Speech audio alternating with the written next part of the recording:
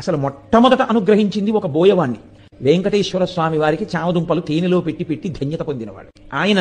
ఒక రోజున చామదుంపలన్నిటినీ ఉడికించి మెత్తగా అయిపోయాయని చూసి తేనె పట్టుకొచ్చి దోణిలో పోయివే పట్టుకెడతాను వెంకటేశ్వరుడికి అన్నాడు. ఆవిడ చూసింది తేనె అయిపోయిందండి భార్య. ఆయన అన్నాడు, రా మన ఇద్దరం వెళ్ళి తేనె పట్టుకొద్దాం. పట్టి కొడుకుని పిలిచి అన్నాడు, రే నువ్వు ఈ చామదుంపలు జాగ్రత్తగా చూస్తుండు, నేను అమ్మ వెళ్ళి తేనె పట్టుకొస్తాను. అలాగే నాన్నగారండి అన్నాడు. వాడు కూర్చున్నాడు. బోయవాడు భార్య పక్కన ఉన్న అరణ్యంలోకి వెళ్ళారు తేనె కోసం. చేసి తేనె పట్టుకుని వచ్చాడు ఆయన. ఆయన వెంకటేశ్వరుడితో కలిసి తింటాడు.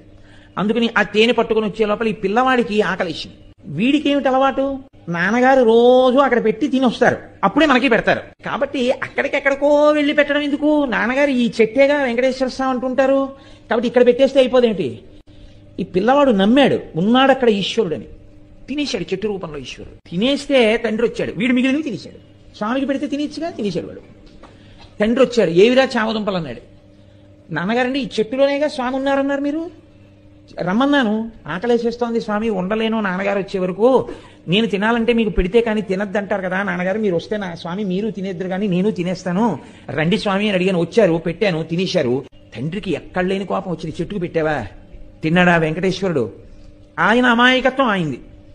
ఎంత పనిచేశావురా అని ఆ చేతిలో కత్తి ఒకటి పట్టుకుని వెళ్ళాడు ఆయన. ఆ కోపంలో ఒళ్ళు తెలియకుండా కత్తెత్తి పిల్లాన్ని కొట్టబోయాడు. చెట్టు రూపంలో ఉన్నాడు వెంకటేశ్వరుడిని నమ్మినటువంటి పిల్లవాడి యొక్క నమ్మకాన్ని రుజువు చేస్తూ ఇలా ఎత్తిన చేతిని చెట్టు రూపంలో ఉన్న వెంకటేశ్వరుడు పట్టుకున్నాడు. ఎవరు పట్టుకున్నారు చెయ్యని వెనక్కి తిరిగి చూశాడు. చతుర్భుజుడైనటువంటి స్వామి పట్టుకున్నారు అతని చేతిని. Download ShareChat.